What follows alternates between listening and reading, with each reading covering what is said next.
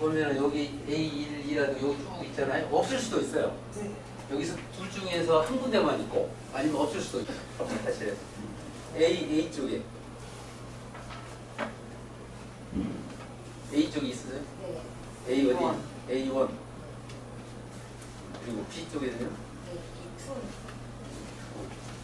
A2. C 쪽에는요? C2. B 쪽에는요? D2. 저 굉장히 크네요. 79.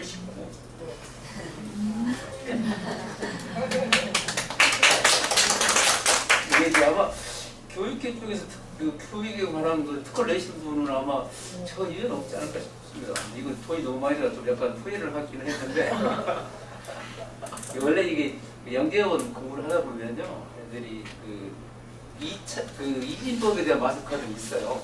3진법 이상은 외우고 외우고 애들이 다 뒤져봐도 없더라고요. 그럼 내가 만들어야지. 그래서 만들어 놓은 건데 특허 당연히 나더라고요.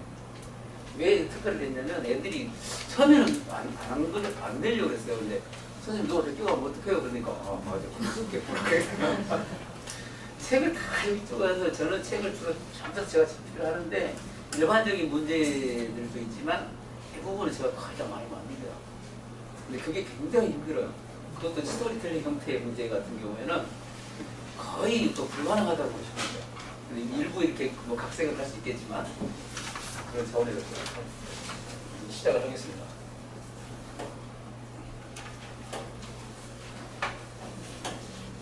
제가 마스크를 쓸까 했는데 쓰는 게 버릇이 돼가지고 쓰는 게 더 좋을 것 같아서 썼습니다. 오늘은 그 영재교육원은 2학 6월? 5월 달에 자세하게 좀 했어요. 근데 이번에는 이제 물론 여기 오신 분들이 대부분 영재교육원 쪽에 초점이 계신 분들이 많고 KJMO는 그 중간 과정이라고 생각하시면 돼요. 이렇게 어떤 이득이 있는 건지, 그리고 물론 이제 영재교육원이나 이것도 뭐 결국은 뭐 좋은 대학을 가서 학생들이 좋은 직장을 얻어서 이렇게 잘 살아가는 게 목적이잖아요. 그러려면은 지금 현재 여기 나와 있는 수업은 목적이 영재교육원이 목적일 수는 없죠. 근데 하나의 과정이니까. 근데 그러면 영재교육에 들어가면 어떤 이득이 있는지 뭐 있어야 될 거 아닙니까? 그냥 재미로 가는 것도 아니고, 물론 이제 어려워서 들어가기도 힘들겠지만, 그리고 이제 요즘에 보니까 그 대통령이 직접 나서서 뭐 킬러 문제 없애라 막 그러는데, 근데 킬러 문제가 어떻게 보면 이제 수학 정통 문제로 해서 뭐 대학교 교수도 그런 문제도 막 있고 막 그런데 그래요. 근데 그 작년 보시면 아니 5월달에 보시면요, 그 대통령 직속 국가교육위원회 이것에 아마 제가 보기에 이걸 좀 꺼내려고 지금 전면에 내세우려고 지금 그러지 않나 싶어요. 킬러 문제 대신에 논술 서술형 문제를 도입하라 이런 아마 취지로 갈 것 같은 생각이에요. 좀 가보세요. 한 1년쯤 있으면 아마 이쪽으로 몰고 갈 겁니다. 그런데 이게 지금 왜 그러냐면 이건 추세예요. 추세. 킬러 문제를 딱 단순히 어려운 문제, 이거는 현실과 연관되어 있는 문제인데 이게 영재원하고 딱 이렇게 매치가 돼 있어요. 그래서 어머님들이 이제 그쪽을 보시고 이렇게 가시면은 훨씬 좋습니다. 이 부분이 아마 5월 며칠 날 조선일보에 나온 걸로 얼굴 빼놓고 캡처해서 중학교 2학년부터 그게 그 2028년도니까 현재 중학교 2학년부터 이게 아마 그렇게 바뀌지 않을까. 이거는 잘 모르시는 것 같아요. 워낙 지금 뭐 이게 뭐 킬러 문제 어쩌고 막 이렇게 하니까 그러는데, 근데 그런 것을 사실은 그 사교육을 이제 이렇게 비판하기도 하지만 근원적인 문제는 학교 선생님들한테 문제가 있을 수 있어요. 저처럼 이렇게 막 부지런히 이렇게 뭔가 이렇게 막 연구를 하고 이런 경우가 별로 없는데, 하여튼 예전에 그만하겠습니다. 그래서 보시면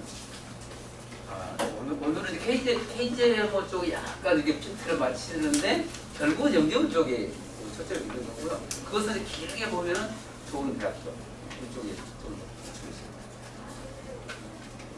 여기 보시면 우선 이거는 원리탐구인데 저희들은 이 원리탐구는 어떻게 보면 지금 이사관이 영재원 대비용 책으로 지금 변해 있어요. 원래 그 책이 아닙니다. 이거는 공부 어떻게 하면 정확하고 빠르게 풀어서 꿈에 도전하자 이렇게 하는데 이건 애들 뭐 꿈 없어도 되고요. 꿈 가다가 막 수시로 바뀝니다. 그래서 정확하게 빠르게 풀면은 일단 노동을 할 수가 없겠죠. 그리고 그게 핵심은 좋은 식쓰기예요. 이 좋은 식쓰기로 뭐냐면 지금 현재 배우고 있는데 학년이 올라가면서 이렇게 그 문자로 바뀐다든가 아니면 숫자가 바뀐다 이러면서 그대로 써먹을 수 있는 식이 좋은 식이거든요. 근데 그냥 지금 배웠던 게 그 문제 푸는데 사용되는 그건 아무 의미가 없습니다. 차라리 그럴 때는 놀아라 그러죠. 차라리 그런 문제 풀려면 놀아라. 그러니까 식이 얼마나 중요한지를 알 수가 있어요. 이 부분은 아마 제가 좀 예정한 7월 6일인데 이걸 자세하게 7월 6일 요 원리탐구와 좋은 식쓰기 그거는 뭐냐면 결국은 공부를 적게 하고 잘하기예요. 얘들이 지금 어떻게 보면은 학생들이 보면은요 안타까워요. 그 책임은 뭐 학원에도 있지만 제일 큰 책임 어머님들이 더 있지 않나 싶은데요. 너무 애들 막 뭘 많이 쳐요. 그렇게 안 해도 잘할 수 있고요. 그렇지 안 해도 그 영재원에 합격할 수 있고 그래요. 왜 그렇게 막 잡는지 모르겠어요. 얘들이 원래 어렸을 때 우리나라 학생들이 보면은 굉장히 뛰어납니다. 제가 봐도 깜짝깜짝 놀랄 정도로. 근데 가다 보면 계속 이게 어떻게 보면 영재성이 사라져 버리는데 그 핵심은 식이 있습니다. 식이. 그게 그쪽으로 가고 있습니다. 지금 현재 영재원 쪽에서 다 지금 이미 다 바뀌어 버렸고요. 그래서 이 부분은 7월 6일 아마 이게 목요일일 것 같은데 이제 드리겠습니다. 자세한 부분은 작년에 해놓은 게 아마 있을 거예요. 아니면 올 초인가 그거 보시면 되시고 못 오실 분이면 그래서 이렇게 하면 정확하고 빠르게 풀어서 이해가 됩니다. 그때도 말씀드렸지만 놀자라기보다는 노는 시간을 많이 확보하자입니다. 그 문제를 노동으로 풀면은 어떤 시험 문제 같은 거 노동으로 풀리잖아요. 계속 커지면 못 풀어요. 그리고 노동으로 풀었던 문제는 아무 소용이 없는 겁니다. 그럼 그러려면 차라리 놀아라. 이 좋은 시기라는 게 이렇게 푸는 거가 저렇게 보면 여러 가지 풀이 방법들이 있는데 그 중에서 앞으로 써먹을 수 있는 문제 그리고 그 문자로라든가 숫자가 커지면서 이런 부분을 다 활용할 수 있는 문제들 이런 것들 KMO 문제 중에서 그런 문제 한 2개 정도 뽑아왔어요. 제가 KJMO 문제죠. 그리고 이제 또 말씀드리고 싶은 것은 KMO 문제보다 KJMO 문제가 영재원으로 더 가깝습니다. 예전에는 KMO 문제가 연대 문제하고 거의 흡사했거든요. 이제는 바뀌어버렸어요. 일단 둘도 들려드릴게요. KJMO 문제는 상당히 문제가 괜찮아요. 이 문제인데 일단 또 이게 푸는데 노동 문제는 하나도 없습니다. 근데 노동으로 보이는데 애들이 노동으로 보이는 것은 공부 안 됐다는 겁니다. 노동으로 보이는 문제가 반드시 쉽게 풀 수 있는 방법들이 있는 문제가 영재성을 판별하는 거고요. 그래야지 빨리 풀고 놀 거 아닙니까? 그리고 정확하고 빠르게 풀지 않으면 시간이 떨어집니다. 시간이 모자란다는 건 실력이 없다는 뜻이라고 보시면 돼요. 뭐 시간이 너무 모자라서 그런가 공부가 안 됐구나. 공부 잘하는 학생들은 시간이 남습니다. 그리고 또 공부하는 방법이라든가 시험 보는 방법까지 내가 마지막에 그런 얘기를 해요. 수업 시간도 물론 얘기를 하지만 여기는 저희 홈페이지인데 잠깐 들어가서 나올 그것도 안 열릴 수 있어요. 안 열리죠. 여기 보면 쭉 이렇게 나와 있는데 특허도 내가 좀 자랑할까 싶어 좀 여기 저희들이 요즘 홈페이지를 많이 안 써요. 그 영상을 전에 영상이 아주 다 들어가 있었거든요. 지금 유튜브로 다 올려가지고 그래서 쓸모가 있는 건 여기 공지사항이 없습니다. 요즘 가장 광고라는 여기 가서 광고는 아직 가장 그냥 올렸습니다. 근데 실제로 8명이에요. 올해는 목표가 9명인데 모르겠습니다. 됐지? 여기 하여튼 공지사항만 좀 필요하고요. 다른 거 없습니다. 그리고 저희 원리탐구학원의 특징은 우선 원리탐구하고 퍼즐. 이 퍼즐은 다음에 원리탐구할 때 설명을 하겠지만 퍼즐은 4학년 이전. 공부가 크게 보면은 5학년 1학기, 중학교 1학년 1학기, 3학년 1학기 이렇게 크게 3개의 분수령이 있어요. 3학년 이렇게 가면 거의 고등학교부터 끝이 갑니다. 왜냐면 그 이후에는 약간 뭐 살이 붙는다든가 조금 약간 붙고 이런 거 뿐이지 중학교 과정에서 어느 정도 다 끝납니다. 할 게 별로 없어요, 고등학교는. 그래서 지금도 왜 그렇게 바삐 막 고등학교 거 하고 있는지 난 어머님들이 그러니까 애들 접는다고 내가 그렇게 하지 말라고 가서 어차피 내가 하긴 하지만 그 중학교 3학년 정도까지만 제대로 하면 고등학교 금방 합니다. 그것도 정석으로 얘기한다면 기본 정석은 안 하고 그냥 시적 정석 바로 갈 수 있어요. 그것도 뭐 강의를 듣는 게 아니고 혼자 또 풀 수 있어요. 또 필요한 것만 질문을 받을 수 있는 그런 형태로 갈 수가 있어요. 중학교 때. 먼저 가지 말라는 얘기예요. 뭐 가서 뭐 할 건데. 뭐 수학 사항하고 그래도 수학 사항에 있는 그 테스트를 봤더니 점수가 수상해요. 그래서 그만 가세요. 그래서 그러면 이제 그때 그 다음에 논리탐구 설명할 때는 그 분수령들이 있습니다. 공부에. 어떨 때는 뭐가 안 되는 시험을 보잖아요. 여기를 어디서부터 시작하세요? 다시 하세요. 여기를 어떻게 시작하세요? 이렇게 말씀을 드립니다. 앞으로 가야 될 이유가 전혀 없거든요. 어려운지 알아서 가겠습니까? 잘하는 애들은 역으로 고등학교 왜 이렇게 쉽지? 이렇게 돼야 돼요. 당연히 좋은 식을 쓰게 되면 그 풀이 방법들이 저학년 때 있습니다. 다. 물론 새로운 개념들이 들어올 수는 있겠지만 새로운 개념들도 어느 정도 머리 형성이 되고 식 쓰는 거라든가 자기의 틀이 잡히면은요 그거 금방 받아들입니다. 그래야지 놀 수도 있고 그래야 뭐 이게 여유 있게 1등을 하고 그러죠. 제가 보기에는 중학교 때 거의 전교 1등 이런 거 거의 결정 난다고 나는 봐요.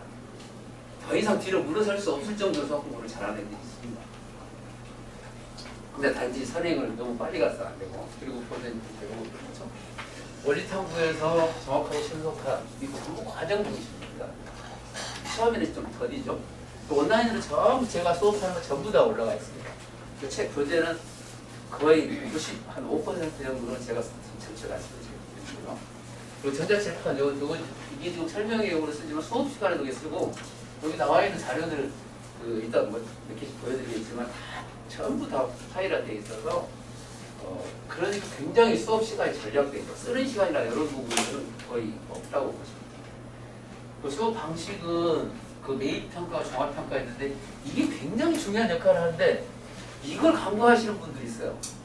이게 평가인데 그 책에 맞는 그 형태의 내용들을 핵심적인 내용들을 문제 이렇게 내야 되거든요. 그 애들이 공부를 제대로 했느냐 안 했느냐를 판단을 해봐야 되고요. 이게 어떤 역할을 하냐면 예를 들어서 수업을 3번 듣는 거하고 수업 1번 듣고 테스트를 해보는 거하고요. 수업 1번 듣고 테스트하는 게 훨씬 낫습니다.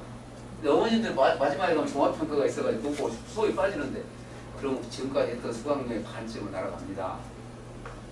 이 부분이 굉장히 중요한 거예요. 아마 어떻게 보면 저희들 학교비를 많이 하는 이유 중에 하나는 물론 가장 중요한 건 내용이겠죠.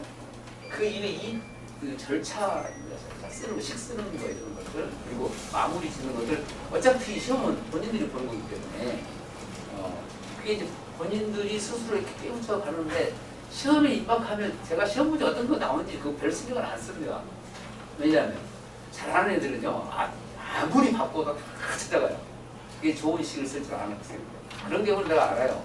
너짓이 합격 가능성이 높습니다. 거의 합격이라고 보시면 돼요. 제가 그 얘기 잘 안 하죠. 막판쯤 가서 제가 이제 모의고사를 내면서 막 이렇게 틀어놓거든요. 잘 찾아갑니다. 잘 되겠구나. 어떤 경우는 본인이 잘 자기 실력 모르는 경우도 있고요. 어떤 경우는 또 과신하는 경우도 있고 이럴 때 까불지 마라. 그 정도는 다 한다. 근데 어려운 문제 내면 애들이 착 보면서 어떤 문제들이 일단 문제를 풀어가고 있고요. 그리고 실시간 현장과 영상 수업을 하는데 저는 지금 여기 지금 그 줌 들어오는 그 모니터인데 예전에 설명회 할 때 제가 그 온라인에서 많이 했잖아요. 여기는 한 5명쯤 오고요. 온라인으로 막 엄청나게 들어와 있어요. 근데 그 효과가 좀 떨어져요. 현장에 가장 수업도 마찬가지고. 근데 그 줌 이거는 그 전에 저는 코로나 이전부터 했습니다. 왜냐하면 저한테 수업 받은 애들이 외국에 특히 미국 같은 데는 일요일, 토요일 오전 분위기 수업이 안 되고 여기 그 중국이라든가 싱가포르라든가 이쪽에서는 1시간 정도 차이가 안 나니까 또 1시간 정도 차이. 그 학생들이 유학 가는 데 들어와요. 그러면서 수업을 이렇게 하려고 해놨는데 코로나 때문에 덕을 많이 보기도 했지만 그리고 여기 보면은 그 KJ 주로 오늘 KJ만 초점을 맞춘다고 그랬죠? 좀 만점들 근데 문제가 이럴 때보다 좀 쉬워지더라고요. 그래서 쉬워진다기보다는 애들은 아마 다른 학생들은 어려워 생각했을 겁니다. 왜냐하면 문제 자체가 문장이 길어져요. 계속 앞으로 계속 길어질 겁니다. 이거.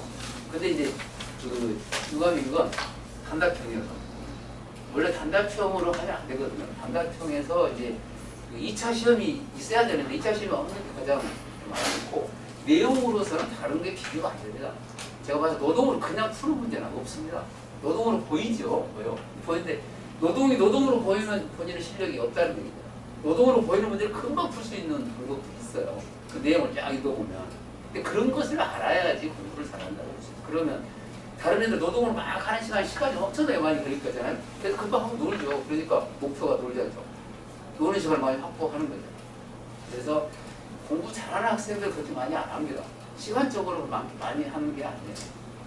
어때 보면 차를 이렇게 타고 이렇게 라이딩을 할 때 가만히 앉아서 공부를 해요.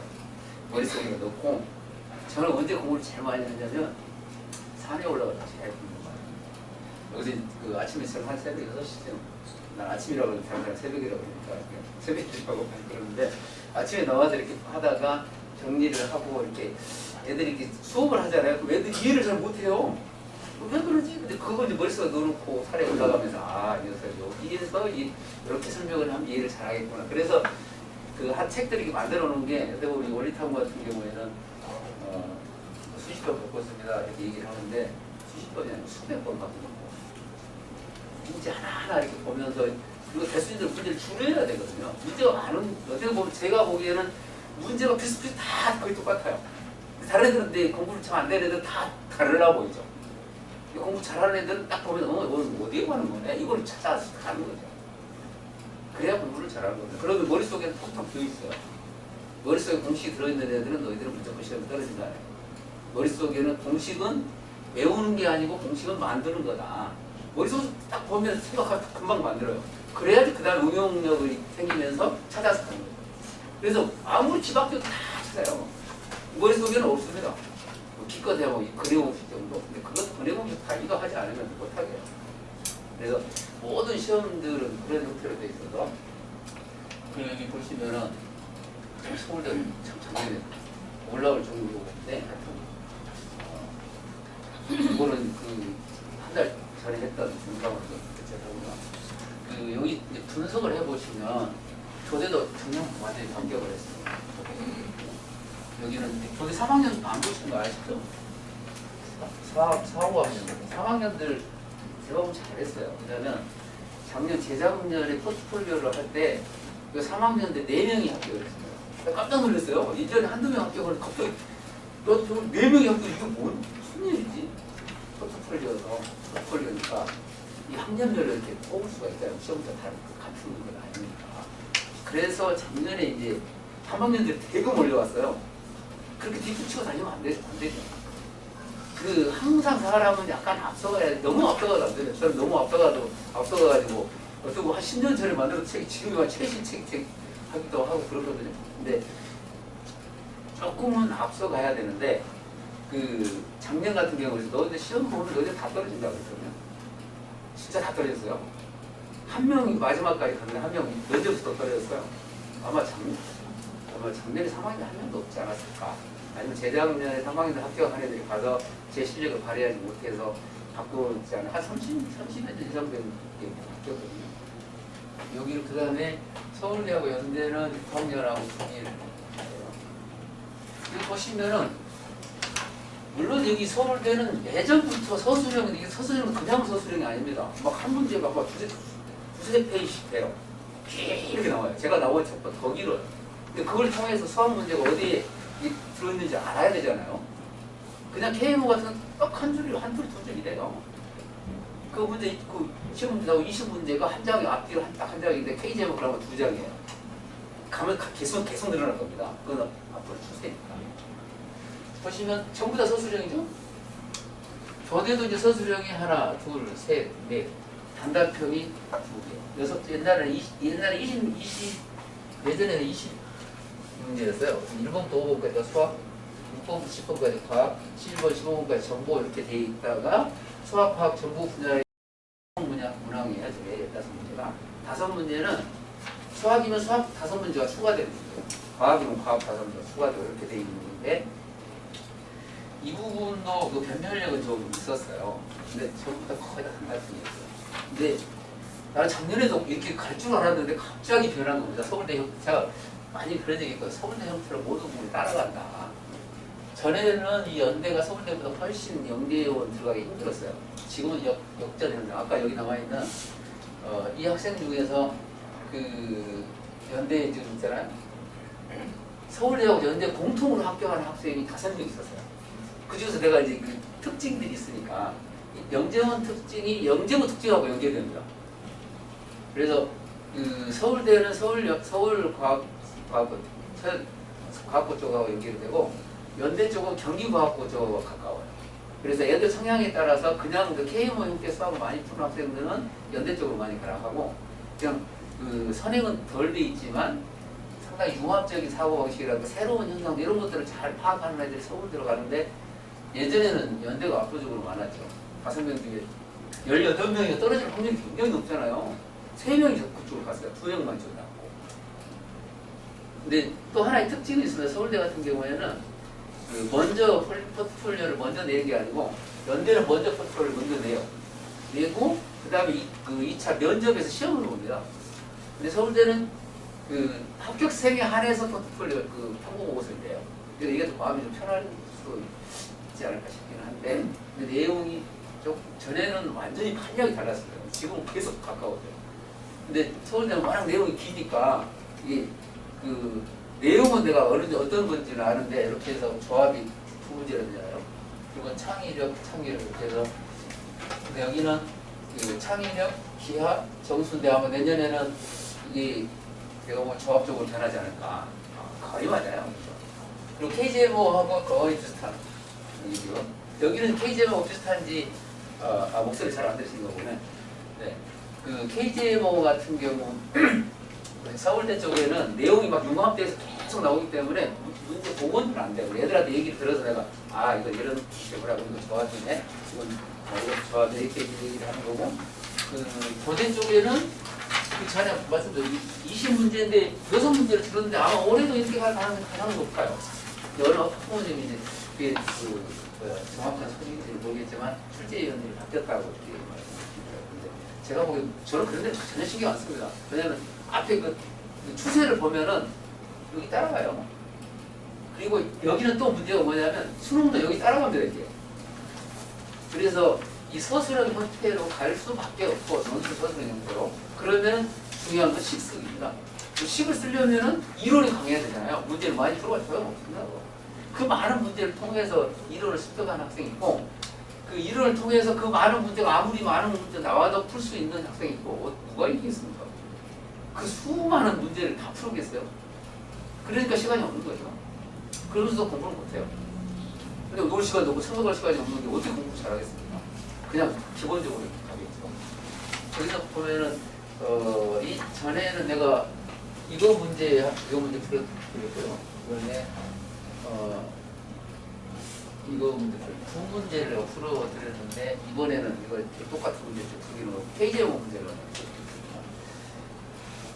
여기하고 이제 뭐 연대하고 좀 비슷하니까 20번 이거 뭐 굉장히 오래된 문제인데 애들이 나와가지고 선생님 너무 쉬웠어요. 뭐야 이거 이 문제 나오고 그거 다 나왔던 문제 이렇게 예전 같았으면 KM 문제 상당히 어렵거든요. 지금 KM 문제를 너무 작별했다고 보시면 됩니다. 거기 영재원이라든가 그리고 이 부분이 그 전에 영재고 같은 경우 KM 문제하고는 상당히 거리가 멉니다. 경기과학고 쪽은 약간 가깝긴 하지만 서울과학고는 진즉 상당히 멉니다. 그리고 이제 그 경향을 보면은 그 서술형 문항이 많아지잖아요. 식스가 굉장히 중요하다는 거예요. 그리고 아까 있죠 2028년도에는 서술 논술형이 도입되는 거니까 거기에 대비해야 될 거고 그리고 실생활과 관련이 있기 때문에 문제를 딱 읽고 나서 이게 수학에서 어디에 관한 문제구나 이걸 파악을 해야 돼요. 그리고 문장 중에서 다 중요한 게 아니고 몇 줄이 수학하고 관련이 있어요. 그걸 보고 식을 세우면서 문제를 풀어내야 되니까. 그래서 이제 2023학년도 실생활 이 관련 문제가 제가 보기에는 단답형도 더 줄어들지 않을까 싶어요.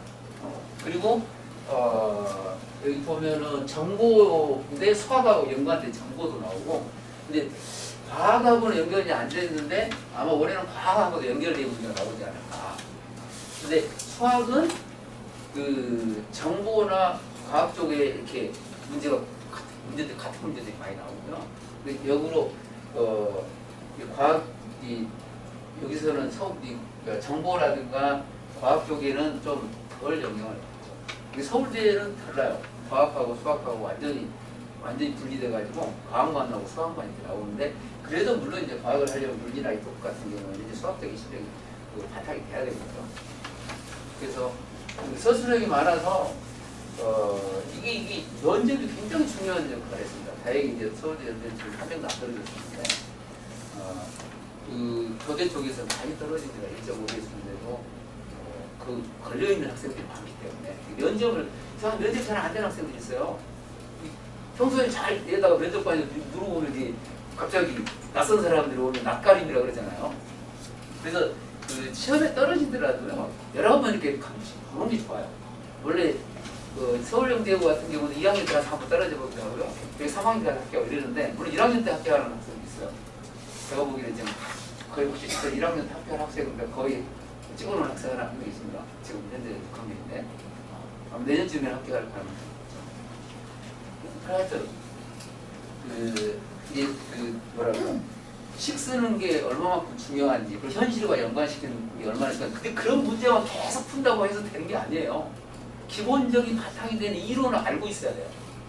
그러려면은 이제 제가 이제 원리 탐구 부분에 핵심 그 부분이 있거든요. 제가 이렇게 원리 탐구 이 부분인데 KGM은 그래서 처음에 이제 올해는 만점 분상이 있었는데 1회 때 저희들 한 40명 정도 시험을 봤는데 25명 합격했는데 분상이 그때는 없었어요. 잘하는 애들은 이렇게 KM 쪽으로 가고 KM 학생들이 3학년이 3명 장려상 그 동상까지 은상도 한 명 있었고 3학년부터 하면 정말 많습니다. 그리고 여기서 금상정도 받고 그 KMO 쪽으로 가는 게 좋지 않을까. KMO도 그게 목매달 필요는 없습니다. 그 홍천 학생처럼 IMO 가서 국가에서 만점 금상을 받아서 이렇게 수학적으로 완전히 가겠다 이런 경우에는 제가 보기 이런 공부는 해놓은 게 좋습니다. 왜냐면 그게 그 고등학교 가서 내신에서 킬러 문제 형태가 대부분 KMO 형태이기 때문에 어차피 1인자를 가리는 건 그 한 문제가 결정을 합니다. 그 어려운 문제 하나를 풀려고 그 많은 고생을 하게 되죠. 근데 그게 모든 걸 다 결정하는데 어떻게 하고 있습니까? 그래서 그 부분에 대해서 지금 터치를 하고 있는 거고 앞으로는 그게 논술 서술의 형태를 바뀌어가지 않을까 전식적으로 예상을 해봅니다. 그리고 여기 보면은 이제 그 강좌 일정들이 있거든요. 이거는 보고 광고지도 있고 있으니까 보시면 되니까 KGM에서 보면은 분석을 제가 1회부터 4회까지 분석을 이렇게 해봤거든요. 근데 문제가 어쩔 때는 괜찮은데 기하 문제가 어떻게 보면 압도적으로 많았어요. 처음에는 2019년도에 25문제 3시간이었는데 지금은 20문제 2시간씩 단단히 통해서 보시면 이제 기하 문제가 가장 많고 조합이 생각보다는 좀 적은 이유가 그 조과 과정에서 2학기 때 어떻게 보면 나오는 거거든요. 그래서 아마 좀 줄여지지 않았을까. 근데 가장 중요한 것은 조합입니다. 그 다음에 기하가 왜 중요하냐면 이 상상력과 관계가 있어서 옛날 뭐 화가라든가 이런 사람들 굉장히 수학 잘하는 사람들이 많습니다. 다비치 같은 사람도 수학 굉장히 수학 잘하잖아요. 근데 그게 그 머릿속에서 이렇게 상상력, 그림도 이렇게 돌아갈 수 있어요. 상상력이 그만큼 필요하니까 이 기하 부분이 그래서 제가 테스트를 할 때 아주 어려운 문제인데 노동구를 하면서 기하 문제를 풀어내는 경우가 있거든요. 그런 경우는 점수가 낮아서 얘는 공부 잘할 겁니다. 이렇게 얘기를 해요. 점수에 비해서 공부를 아마 앞으로 잘할 겁니다. 왜냐? 상당히 상상력을 가지고 있기 때문에. 이 조합 부분은 노동으로 보이는 문제는 대부분 다 조합이라고 보시면 돼요. 아니면 물론 기본적인 이론으로 들어있지만.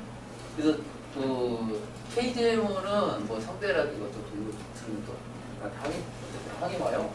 그 뭐 성대라든가 뭐 KMC라든가 보면은 노동 문제가 너무 많습니다. 근데 여기는 노동 문제는 없어요. 문제가 잘 설정되어 있어요. 그래서 KGM에서 입장하는 경우는 굉장히 공부를 잘 하고 있다 이렇게 보시면 돼요. 수업이 반짝한 창의력 문제 확진처 관한 것도 나오고요. 여기 보시면 원래 그 여기 일정을 보시면요. 1학년 1학기 과정에서 학습한 내용을 활용하여 풀이할 수 있는 문제 그런데 이거 2학년 2학기 정도까지 내용을 보면 2학년 2학기 보시면 이 원에 관한 것도 이 원과 이 닮음이 2학년 2학기거든요.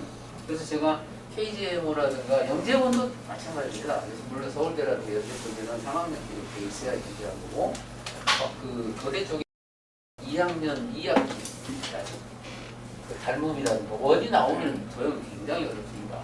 근데 여기 보니까 원도 나와 있는데 풀이 방식은 원을 이용해서 푸는 게 아니고 풀이들을 보니까 다리 풀이가 돼 있는데 제가 이제 그 옛날 KMO 할 때는 기하 쪽으로 했었어요. 기하가 굉장히 애들이 어려워하잖아요. 그리고 고등학교 부분에서 기하 벡터 할 때나 나오지 안 나와서 기하도 좀 어렵고 보면 기하들이 이렇게 나와 있어요. 여기는 지금 나형으로 좀 해놨고 저기 문제는 내가 가형으로 해가지고 보라고 좀 틀려서 그 현장에서 시험을 보면은 가형, 나형 이렇게 나눠져 있어요. 큰이가 똑같아요. 지속분하거든요. 25분이 똑같아요. 여기 쭉 보시면은 뭐 창의력 부분도 있는데 물론 이제 창의력 중에서도 뭐 점수와 관련되어 있는 게 기하와 관련되어 있고 아니면 융합되어 있는 여러 가지 형태들이 있는데 현실과 연관되어 있는 문제들은 보통 창의력이라고 그러는데요. 그게 그 이론이 바탕이 안 되면은 그렇습니다. 무슨 문제인지를 몰라요. 우선은. 그래서 제가 이제 그 머리 탐구가 안 들었던 학생들이 올 때는 내가 반드시 시험을 통해서 내 얘기를 알아들을 수 있는지 없는지를 판단을 해요. 그렇지 않고 머리 탐구 들었던 학생들은 바로 가능하다 이렇게 얘기를 하는데 그래서 이제 마지막에 정리할 때 오시는 분들은 저한테 좀 어떻게 원망을 하시고 있는데 저는 이왕이면 가능성 있는 학생들을 해야지 그냥 와서 생고생을 하다 가면은 무슨 아무 이득이 없잖아요. 그러려면 차라리 이거 하지 마시고 이렇게 하시죠. 그래도 또 막무가내 얘기를 또 이렇게 이게 여기서 뭐 해야 된다 그래서 그러는데 제가 좀 그래서 제가 영재라고 이러는 경우 저만큼 많이 보는 학생들도 스트레스 별로 없을 겁니다. 숱하게 많이 받기 때문에 테스트만 봐도 금방 알아요. 이게 지금 어디서 막혀 있는 건지 이게 어디 가다가 어디서 지금 탈이 난 건지 이걸 알고 그리고 이 학생이 나한테 와서 얘기를 이렇게 수학적인 설명을 하면 이해를 할 수 있는 건지 없는 건지를 금방 알 수가 있습니다. 그래서 와서 아마 잘못하면 튀어나갑니다. 그래도 하겠습니다. 그러면 물론 내가 뭐 영상도 보내고 아니면 이 전에 영상도 봐야 되고 이거 해서 또 전에 또 앞에 다른 이론들 많이 이렇게 해야 되잖아요. 근데 될 수 있으면 너무 서두르지 마세요. 천천히 가시는 게 좋습니다. 제가 그 3학년 오실 때 어머님들 많이 그랬어요. 3학년 때는요 공부 하지 마시고 5학년 때 밖에 가세요 그랬거든요. 그 교대 같은 경우에 그리고 그 다음에 그 서울대나 연대 쪽으로 가시면 좋습니다. 그리고 그 서울대나 연대 쪽에는 중학교 1학년까지 뽑지만 6학년 때 정도까지 6학년대가 좀 적기고 이번에도 저희 학생들은 6학년 때 대부분이에요. 1학년쯤 되면은 이제 영재고라든가 특목고 쪽 대비를 해야 되기 때문에 시간이 좀 모자라잖아요. 그래서 할 수 있으면 6학년 때. 물론 이제 공부가 좀 늦게 한 학생들은 뭐 중1 때 가도 상관은 없습니다. 여기 보시면 그 내용을 이렇게 또 넓이들, 사각형, 뭐 보면 닮음, 원 이런 부분에 충분히 나와 있기 때문에 이 2학년 2학기까지 공부가 안 돼 있으면 KJMO도 별 크게 의미가 없습니다. 단단형인데 제가 이제 그 KJMO 수업을 하면 저는 시험을 전부 서술형으로 봅니다. 왜냐면 단단형으로 해봤자 어떻게 식을 써서 맞출지 모르잖아요. 이 KJMO 공부를 하더라도 장기적으로 쓸모가 있는 공부가 돼야 되니까 식쓰기 훈련을 많이 시킵니다. 그리고 이제 모의고사라든가 막판에 할 때만 단답형으로 이렇게 혹시 시험장에 가서 또 다 물론 시험장에 가서 식을 쓰는 게 유리해요. 근데 그때는 간단하게 이렇게 써야 돼요.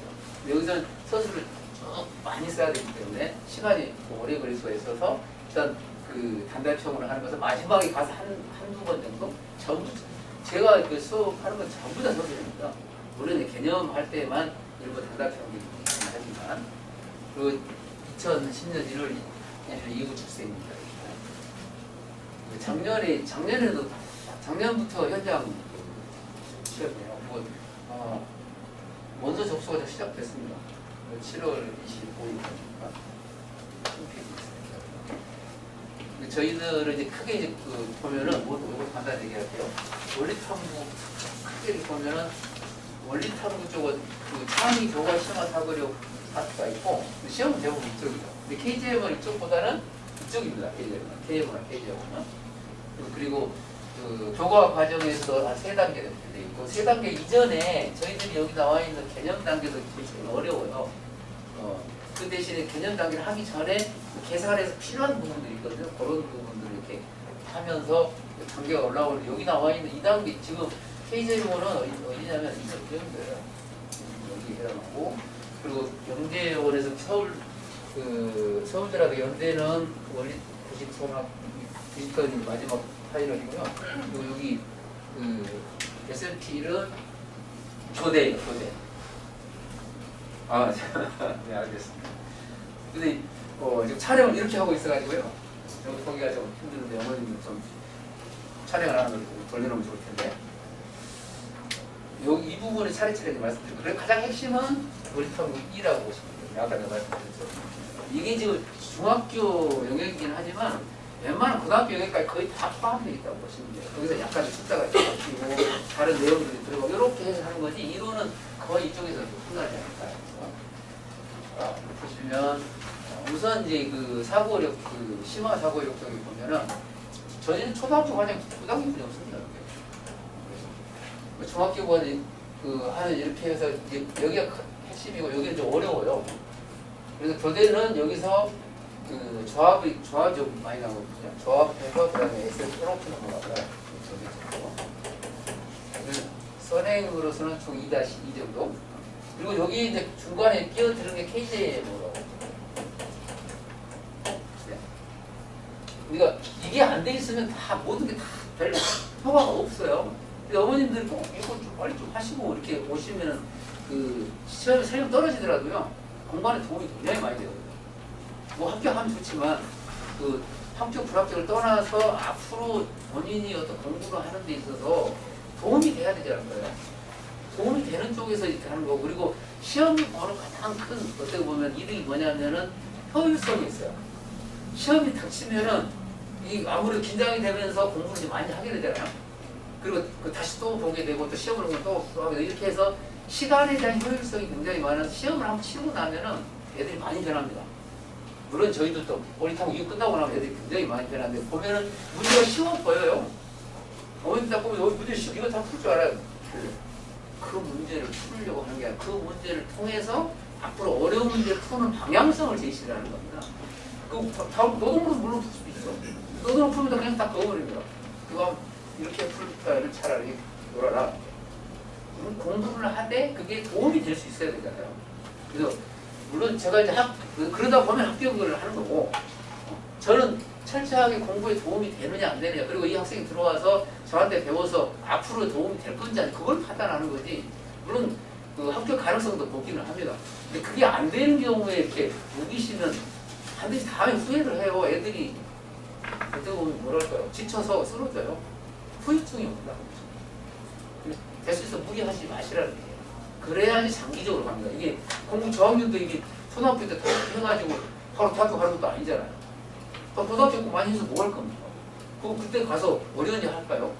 지금은 자기의 틀을 마련을 하고 자기가 그 가지고 있는 이론들을 이렇게 다 그 바탕을 이루면서 그 문장을 통해서 식 쓰고 이런 것들을 좀 해야 되는 거예요. 그리고 어렵다 문제를 봤을 때 저거 뭐에 관한 문제야? 이런 걸 알아야 되거든요.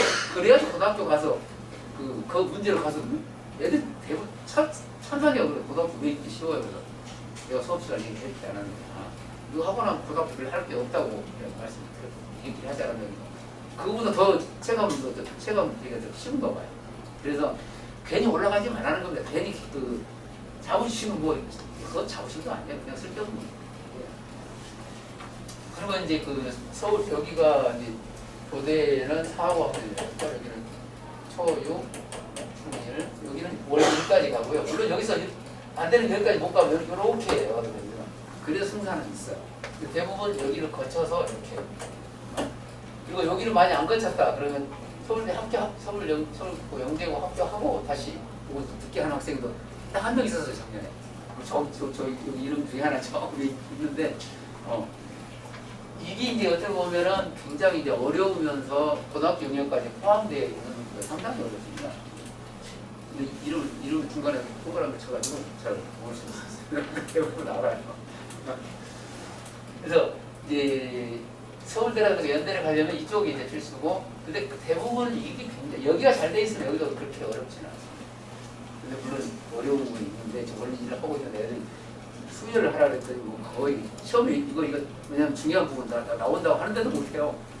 시험 나오면 이렇게 있는데 이거보다는 이렇게 해서 나오기 때문에 그러니까 시험 문제 나오는 방향을 다 얘기해줘요.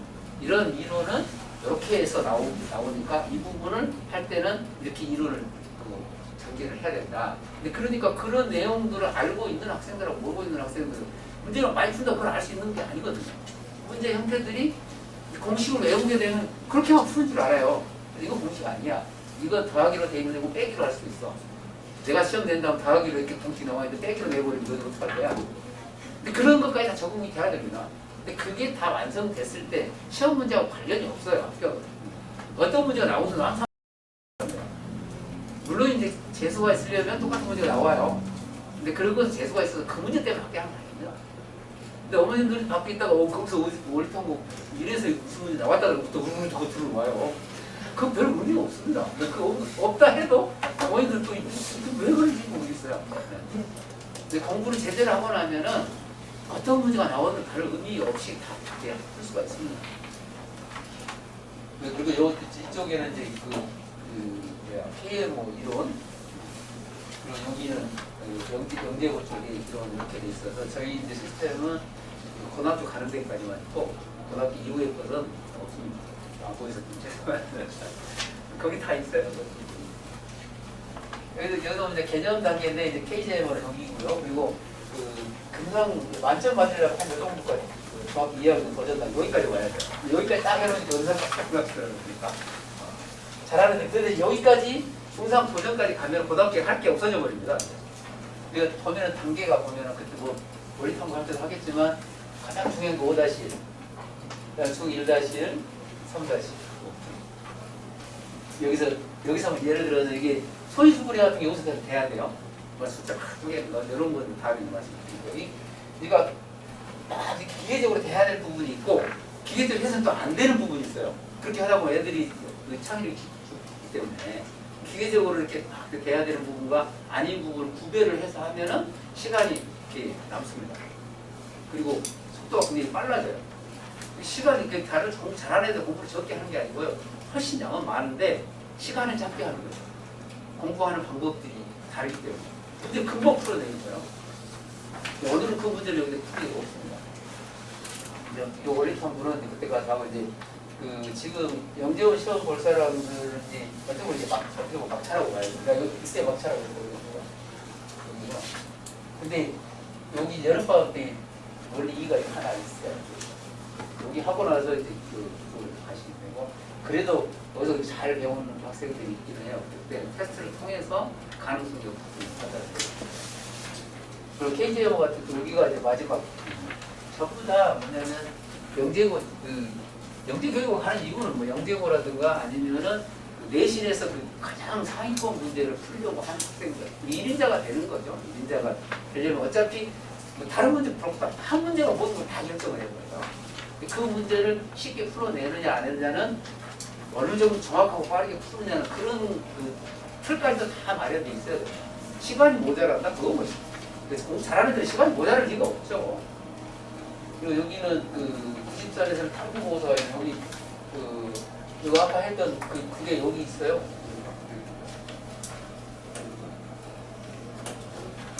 여기 지금 한 달은 학교 끝나는 거예요.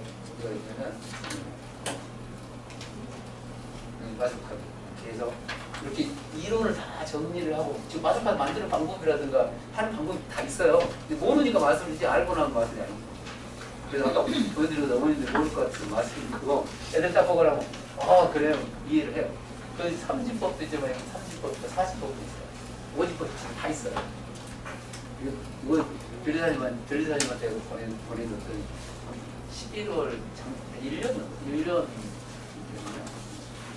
특허 나온 지 1년쯤 걸려요. 그 변리사님이 확실히 보더니 한 달쯤 걸려 한 달 이후에 제가 영상을 보였더니 그때 이해했습니다. 지금 모르겠습니다. 그렇게 왔어요. 처음 보는 거니까 그거 아까 했던 거구나.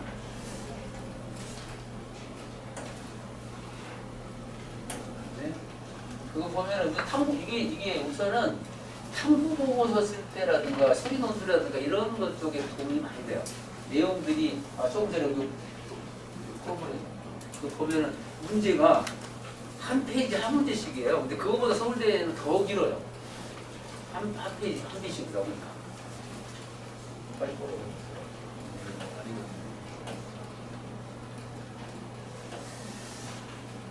그리고 전부 다 스토리텔링 형태의 문제에서 내용이 재밌습니다.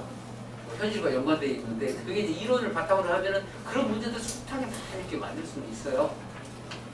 그래서 여기 보시면 그리고 여기 보면 교대는 아까 말씀드렸지만 여기 보시면 다 여기 전부 다 들어있잖아요. 이게 안 되면 기본이니까. 그리고 교대는 될 수 있으면 조합을 좀 하고 들어가는 게 좋으니까 조합. 그다음에 여기에 이제 KJ예요. 여기 들어있어서 어떤 분 실전 연습이라고. 이런 바탕이 되지 않으면 별 의미가 크게 없어요. 그리고 여기 마지막 정리. 서울대는 여기 한 다음에 그다음 원리 들어가고 말씀드렸죠. 들어가고 KMO는 그 윗단계까지 여기까지. KGMO는 원래 2가 돼 있는 상태에서 이렇게 들어오고. 그러니까 여기 과정이 약간 내용이라든가 문제라든가 이런 것들이 굉장히 잘 돼 있어서 다른 것보다 상당히 입상자들을 자부심을 좀 가진 것 좀 되지 않을까 싶어요. 이거 한번 했고요. 여기는 좀 시간이 너무 많이 가서요. 이거 한번 풀어드릴까요? 노동처럼 보이잖아요. 이거 보면 여기다 더하기 빼기를 넣던가 안 넣던가 해가지고 식으로 만들어가지고 거거든요. 얘를 딱 보고 끼워 맞춰보잖아요. 근데 이게 답이 하나가 아니고 두 개가 나오니까. 이것도 이거 노동을 하면 시간 굉장히 많이 걸립니다.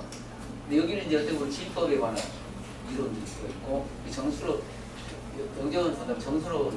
여기 그 2021학년에 그 선교육에 한때 나와 있던데 이게 원래 탑에 다 나와 있거든요. 그리고 교대 같은 경우에 내용이 원리 탐구가 좀 약간 좀 쉽더라고요. 배우는 내용. 이런 거 같은 경우에는 예를 들면 이렇게 쭉 나오면은 얘들이 풀 방식을 얘기해요. 이게 안 되니까 어디인가 좀 뺄 수 있잖아요. 만약에 2하고 3, 4에 빼면 23이 되니까 식진법에 관한 문제인데 식진법이 아니고 이제 영재고 같으면 식진법이 아니 2진법이나 3진법이 이렇게 나와버릴 수가 있는데 애들 진법 전혀 몰라요. 그러면 완전히 그냥 무슨 말인지 못 알아먹는 거죠. 저한테 배우는 데 진법 굉장히 잘합니다. 물론 저기 나와 있는 마스카도 진법에 관한 거니까. 예를 들어서 이거 넣지 않으면은 만약 4에다가 넣지 않으면 여기다 아무것도 안 넣으면 45가 되잖아요. 그걸 이용을 하면 이렇게 이미 X로 X를 넣어줘. 이건 식세우기예요. 어떻게 보면. X로 넣으면 여기는 다 똑같겠지. 1, 2, 3, 여기 X, 4. 예를 들어 하나 할 겁니다. 5, 6, 7, 8, 9, 10 이렇게 다 더해보면 이렇게 더하면은 이게 9까지 나오는 거죠. 9까지면 이게 45잖아요. 빼기로 턱식을 이렇게 하면은 다 빠지고 여기만 남아요. x가 10이니까 9x가 남고 다 없어지면서 되니까 45. 그리고 x는 5. 그래서 12 답이 이렇게 애들이 한 다음에 다 이렇게 했다가 해봅시다. 이렇게 하면 90이 나올 거예요. 이렇게 만세해보는 시험 떨어져요. 왜냐? 이거만 있는 게 아니고요. 1을 더하기 4가 없어요. 답 두 개를 써야 돼요. 노동을 그냥 딱 찍어서 하나 맞췄는데 이 정도 하면 맞겠네 했는데 답 두 개예요. 이렇게 떨어진 거예요. 그것도 노동을 하다 보면 시간 엄청 많이 걸리는데 계산해봐야 되잖아요. 계산할 필요도 없어요. 이것도 답이고요. 12, 3, 45, 5, 6, 7, 8, 9 해도 90이 나와요. 어머님들 확인 한번 해보시고. 이제 애들이 처음에 진짜인지 아닌지 확인하다가 와 진짜로 박수치고 있는데 수학은 실험이 필요 없고요. 실험 진짜 아닌가 확인을 해보는 거예요. 수학 그냥 하다 보면 그걸 네가 알았대 봐라 그러죠. 답 수도 왕창 나와. 이 정도 두 개 나온 게 아니라 막 서너 개 쭉 나와버리거든요. 그러면 노동을 해결 안 됩니다. 근데 그런 것을 푸는 방식을 알고 있느냐 이것을 보는 거죠. 제가 시험 낼 때 그런 걸 봐요. 제대로 했는지 노동을 풀면 그냥 그거 보죠. 그래, 그거 소용 그거 해서 뭐 할 건데 다음부터 숫자 바뀌면 어떡할 거야?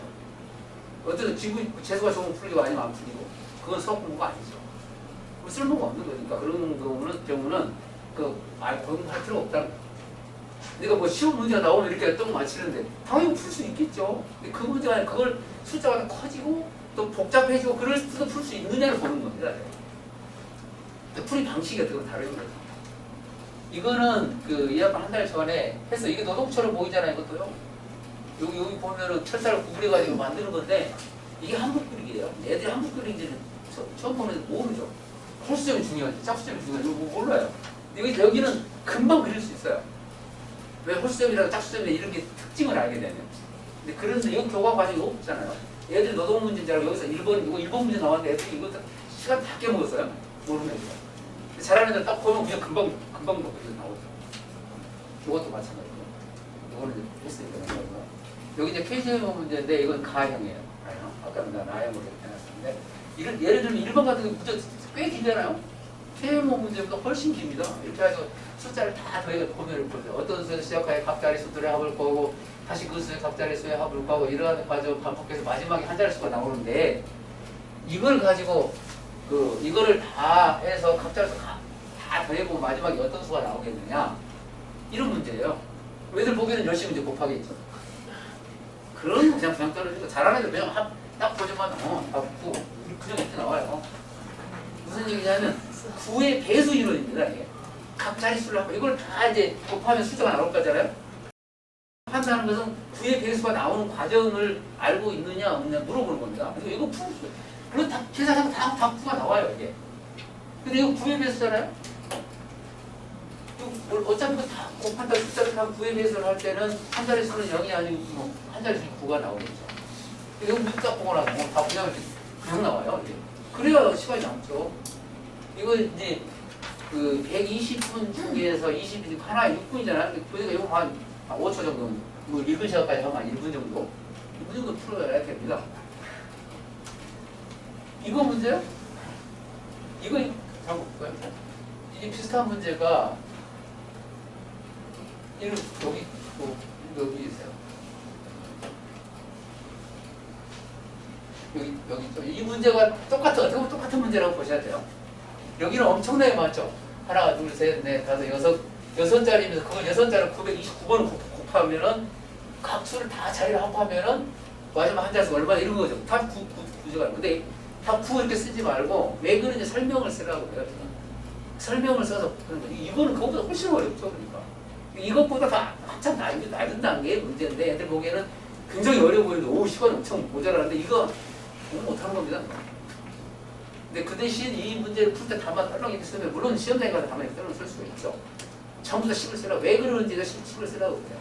그래야지 자기 거가 되는 겁니다. 여기 지금 그리고 이 문제도 왜 해놨냐면은 이게 그 20번 문제 있잖아요. 오늘 20번 문제가 그런 문제인데 내용만 다른 이거는 교내 연대 시험 문제 3번 문제하고 거의 똑같아요. 근데 그거보다 쉬워요. 근데 그 문제 풀 수 있으면 당연히 풀겠죠. 이런 문제 수능 나오는 애들 무슨 말인지 모르잖아요. 전국어 128개가 있는데 1번에서 120번까지 번호가 붙어 있어요. 이 중에서 처음에 2의 배수인 전구의 스위치를 누른다. 원래는 20번 문제가 가장 어려운 문제거든요. 이거는 그냥 그저 문제가 이제 보면 잘하는 그러니까 만점이 나오죠. 한풀고 시간이 남는데 그건 당연하지. 그러면 2의 배수 스위치를 누르고 처음에 다 이제 켜져 있으니까 2의 배수 다 꺼지겠죠. 그 다음에는 다시 4의 배수 다시 누르면 그게 또 꺼지겠죠. 꺼지고 켜지고 꺼지고 켜지고 이런 단계가 이제 계속 되는데 7번이나 하라는 얘기예요. 그럼 노동으로 1부터 128 한다고 이렇게 하고 있으면 그거 무슨 공부겠어요? 네? 그런데 그거 버리고 시간만 그렇죠. 시간이 엄청나게 많이 걸리는데 공부하는 게 아니에요. 활동하고 있는 거죠. 이거 공부하는 거 딱 보면서 아 이건 뭐에 관한 거구나. 그래서 이건 이렇게 풀면 돼. 그리고 상상력도 있어야 되잖아요. 128이니까 2 배수면 그럼 64개가 이제 꺼졌으니까 64개가 켜있겠죠. 꺼져 있는 64개 중에서 한 번 누르면 32개가 또 켜지겠죠. 꺼져 있는 게 64개고 켜져 있는 게 64개니까. 그 다음에 이 중에서 이제 8의 배수는 또 반이니까 꺼지겠죠, 이거는. 그 다음에 이제 켜지겠죠, 반이니까. 그 다음에 또 꺼지겠죠. 그 다음에 다시 켜지고, 꺼지고 이렇게 하면 다 주르륵 하면 계산이 나와요. 이것도 계산할 때도 20, 7, 96,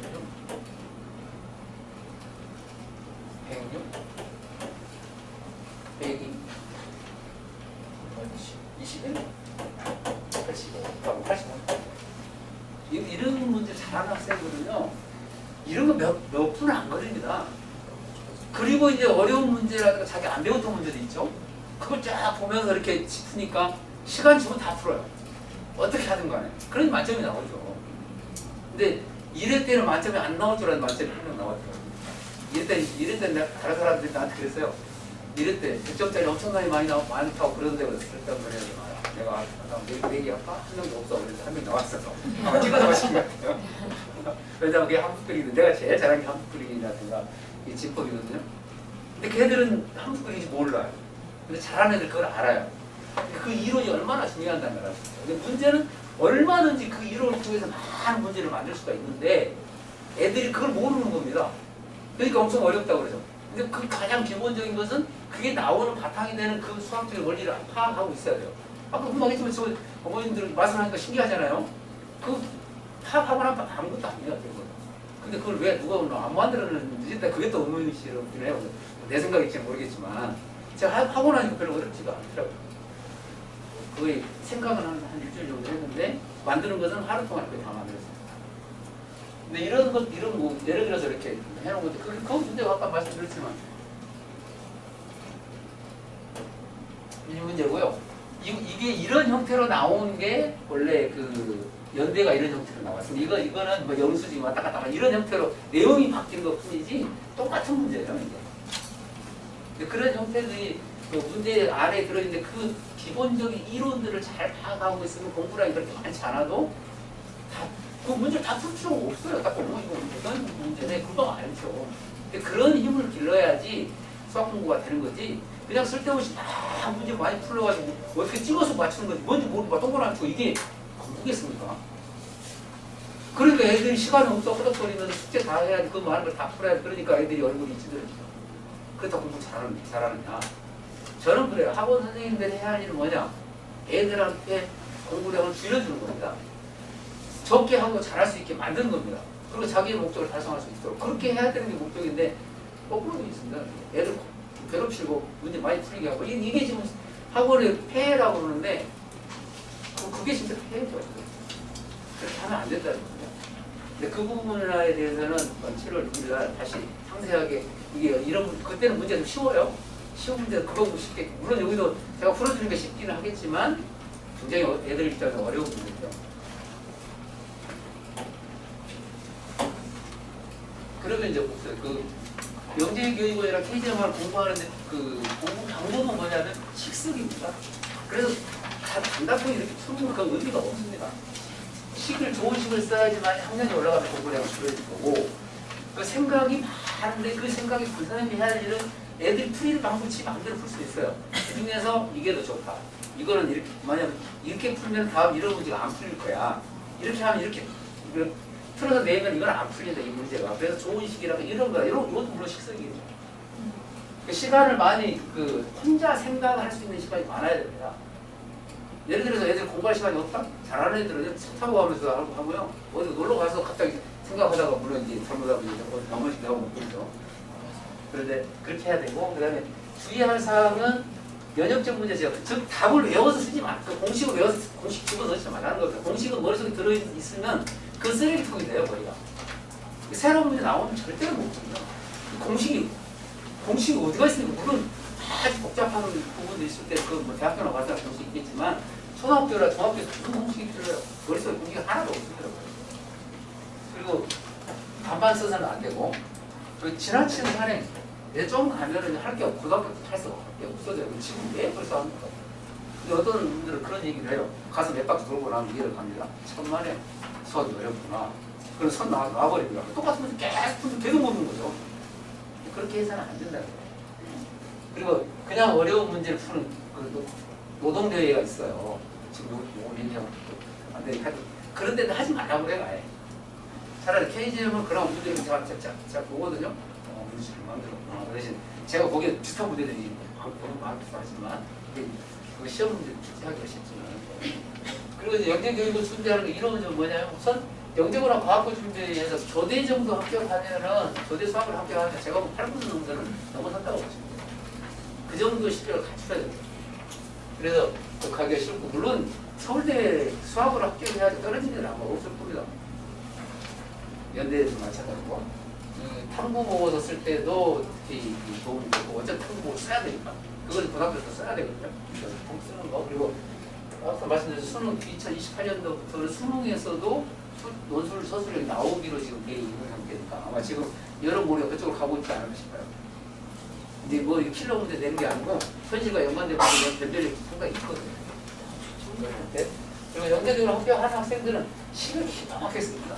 제가 답을 맞더라도 이게 빼먹으면 바로 합격시키거든요. 바로 빨간 줄 쳐서 이거 못 받았어 이렇게. 근데 어떤 경우 처음 들어오는 애들 항의를 선생님 다 말랐는데 점수가 이렇게 안 돼요. 그거는 지금 이렇게 써가지고 12 중간중간에 빠진다고 이런 부분이 있어서는 안 되는 거죠. 제가 딱 보기에 가서 이렇게 뭘 써야 되는지 쓰지 말아야 돼 이런 부분들은 정확하게 압니다. 그러면 잘 되겠구나. 그리고 공식이 뭐 이렇게 문제를 새로운 형태로 전혀 얘들이 의식하지 못한 문제를 해야 돼요. 어떤 때는 그럼 그것도 찾아옵니다. 그렇게 공부를 해야 됩니다. 그래서 좋은 식쓰기, 서술 순서도 이렇게 순서도 잘 맞게 써야 되고 뭐가 빠져있는지 정확하게 확인을 해야 되고 이런 것들을 잘하고 이론을 바탕으로 하는데 마지막에 감시 멋대로 풀어요. 그게 잘 맞습니다. 어떤 때는 제 풀이가 더 좋은 것도 있습니다. 그런 경우는 이건 좋은 거다. 그 대신 가다가 이렇게 있다 보면 식을 잘 쓰다 마지막에 잘못해서 틀린 경우에도 내가 점수 거의 다 줘요. 아마 영재원에서 그럴 거면 서술형이라면 답은 중요하지 않습니다. 답이 각 틀릴 수도 있어요. 근데 가다가 식이 엉망이다든가 막 노동을 해서 답을 맞췄다? 그냥 너 보지도 않습니다. 그거. 제가 봐도 그건 영재가 아니니까.